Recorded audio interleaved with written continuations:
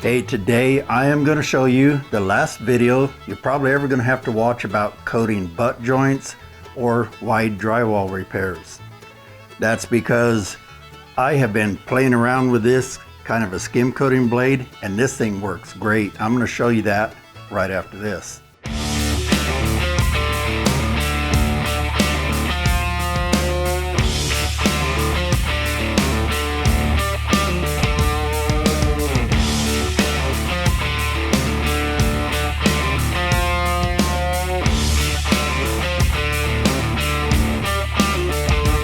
Hey, welcome back to my channel here at That Kilted Guy Videos, and today I am going to show you what might be the last video you ever need to watch about coating butt joints. Now, I've seen a lot of videos out there showing all kinds of different ways, and I've put some out showing how, because it's one of the hardest things to coat by hand. Even with tools, it's tricky. And I'm going to show you why here. I got a little mock-up that's going to demonstrate that for you.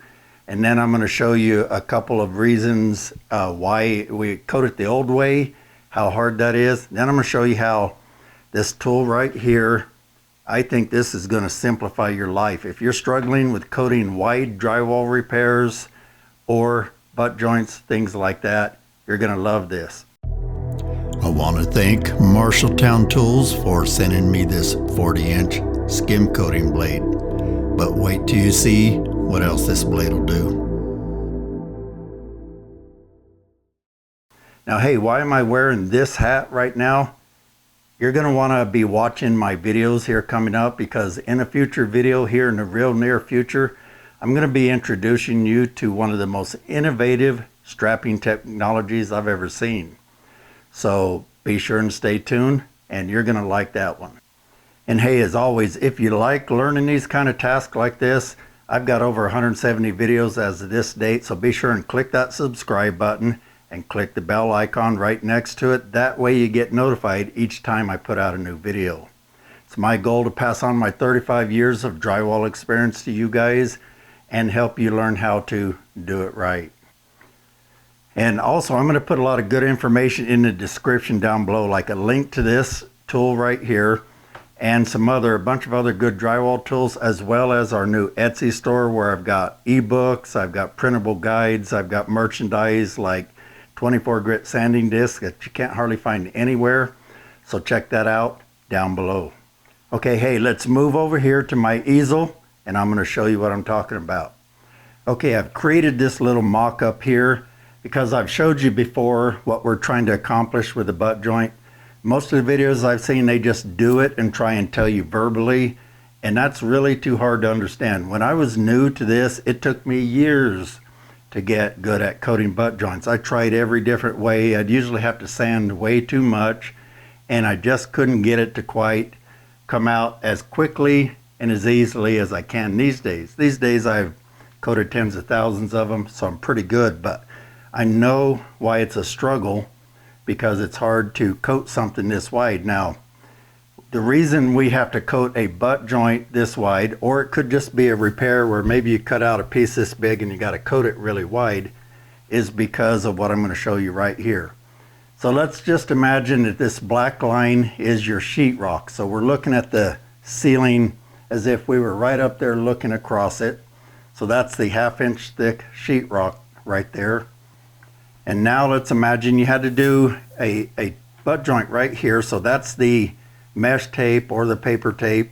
Now I've made that a little bit thicker just for illustration so you can see what's going on. And then let's imagine that go this way. This is the mud that you're going to put on here, and you can see it would be nice and flat if you didn't have that, but we're trying to cover that. So what we're trying to do is we're trying to create this gentle sloping hump that's wide enough that it's not going to show when the light hits it, because light is everything. Shadows are what give away bad joints and other defects. Now here's an example of a ceiling I took a picture of where you couldn't see any of this until I put the light up near the ceiling. And the reason you can see it is because of how abruptly the humps terminate, basically. So if they'd sloped off further, you wouldn't see them. So by creating a nice gentle hump, that makes the light taper off so gently that you just can't see it. So this is what we're trying to accomplish. Let's put this back on here. Now you can see our mock-up joint tape right here. We're trying to get our mud high enough where it covers these outer corners and a little bit more. It cannot be just right to that or it'll telegraph through. So you got to get it a little bit thicker. So we're trying to put this coat on in this arch like this, and you can see how gentle that is. It just gradually tapers out. Now, why do we need it so wide? Well, let's back up and see what happens if we go narrow. Okay, now we're going to imagine that we're coating it just this wide, which is about 14 inches wide. This is a 14-inch knife, so you can see it's just a little over 14 inches. Now, we're still trying to cover that same amount, so now we have to go up here to about like this, and you can just see that the drop off is a lot steeper, and the steeper it gets, the more the shadow will show. So that's basically the premise. Now I'm going to show you an illustration right here that shows that in a printed illustration, and if you want to download that, check out my Etsy store. I'll have that available there so you can print it out for further future reference when you're doing this. Okay, what I've done is taken that down. I put some masking tape up here. I put 2 layers just to give it a little bit of thickness. It's probably still not as thick as joint tape would be with mud under it, but this is going to illustrate what we've got to do. And I'm using masking tape because this is just a mock-up. I'll clean all this off, wipe this down. I can do another video after this. So I'm just going to peel this up. Now first, let me show you the way the majority of guys who are hand finishers do this. You can do this with a hawk and a trowel or a pan and a knife. It really doesn't matter, whatever you're good at and comfortable with. I always recommend a pan and a knife for novices, mainly because it's a little easier, I think, and the tools cost quite a bit less. A good trowel is something like $50. A good knife is like $15. So save yourself some money and get the same quality work. I've used both, and I just grew up using a pan and a knife, so I can get the same quality out of it that you can with a hawk and a trowel. Okay, so I've got a GoPro up here so you can get a top-down view as well as this one. And okay, so what I would normally do in the old-fashioned way, well, it's still a good way, but coating it with a 14-inch knife, I would start here and just put a good solid coat on right down the middle, and then I'd move over here and kind of overlap it and do basically the same thing. Now I didn't stir this mud up and it needed it, and that's what you'll get. It'll kind of break apart a little more until you get it kind of mixed up better.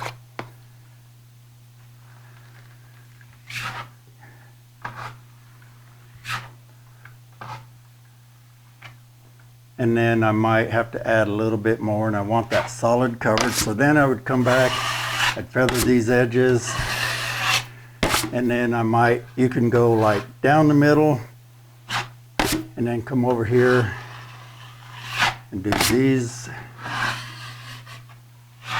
And that would basically give you a coated butt joint. And again, this way works, but I'm going to show you the difference when I bring out this other blade. Now these do come in different sizes. This is a 24-inch. The one I'm going to show you is a 40-inch, because when you're coating a butt joint, if it's got any hump at all, you usually need somewhere around 30 inches, 36 inches, so that 40-inch gives you enough to do a little overlap. Now the bigger the hump, the wider you got to go, again, because you got to have a higher peak here, so it's got to go further out there. You can tell how much it needs it by putting your knife on it. You hear that rocking sound? Well, you'll see it when you're doing that, and the more it rocks, the more the hump. Occasionally it doesn't rock. If that's the case, just coat it down the middle like a recessed joint and see if that works. It may still need a little bit, but some of them actually are recessed just by accident more than anything. Okay, so what you want to do is just put a lot of mud on here. So I'm just going to put a little bit more over the top. I'm going to give you a quick lesson on spreading like I've done many times before. You want your mud to be fairly medium thick for this. Now mine's a little bit thin. because I had it in a bucket with water on it. That thinned it down, but you can see it still doesn't run off of here. But if I shake it a little bit, it'll start dripping. So it's a little bit thinner than I want, but you can make this work. So you put your knife against the wall at about a 45-degree angle, and you push a little bit and kind of lean it over, so it's probably actually more like a 35-degree angle. And as you come down, you keep a firm pressure. If you don't, you'll start getting this effect. So you keep a firm pressure, and then as you go down, you lean it over and lean it over until your knuckles almost scrape. See, I made mine scrape because I purposely went too far. So it's better to go at a little bit of speed. If you go too slow, I think it's actually harder. So put quite a bit on for this method with this knife. It's better to put too much on than not enough. Then you want to feather this outside edge, and you just tilt your knife like this, bend the blade, and pull it down that edge. And just kind of feather that outside edge. And that helps so you don't leave quite so much of an edge here.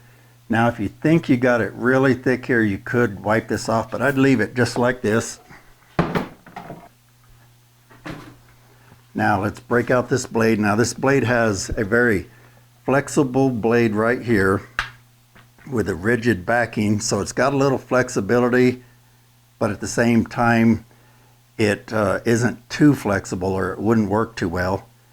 And you can find out more about this blade. It's really nice. I've compared this to other brands. This one's a little less money and it works great. So to use this, get you a nice firm hold about like this. Get up here, and you got to push pretty firmly, but lean it over again. If you stand it up too much, you'll wipe it off like I did right there. So you want to lean it over, push firmly. Oops.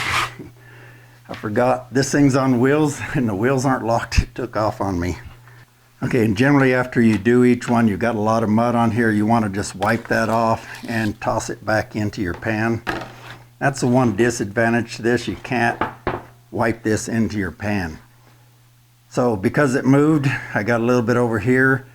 If you get a little bit of an outside edge, it's actually okay. You can sand that off. You're not going to have any sanding to do in the middle here unless you put it on too thick. And then let's go ahead and wipe that one more time.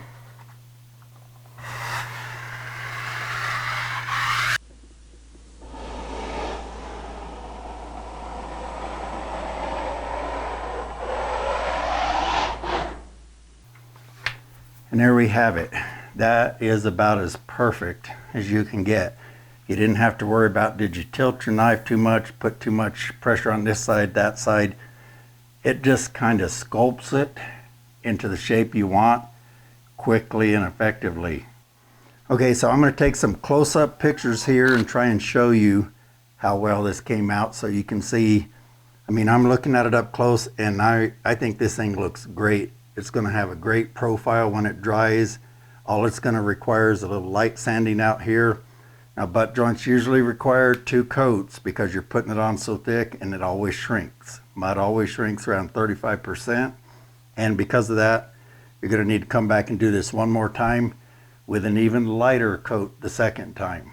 And then all you do in the end is feather out these edges. If there's any like bubbles, which happen a lot when you put it on heavy, you would scrape those off and or sand them and just fill them in. But otherwise, there's no lap marks in here. It's ready to go. And hey, I forgot to mention what I used for mud today was a product called USG Plus 3. Now, if you don't have that in your area, just get a lightweight all-purpose. You could use a regular weight all-purpose, but it's a little harder to work with. It's stickier and it dries harder, so it's harder to sand. This stuff is like butter to sand, and it does a great job. Now I'm going to put links to these tools and more in the description, and be sure and subscribe. And I look forward to seeing you guys on the next video. Take care, everybody.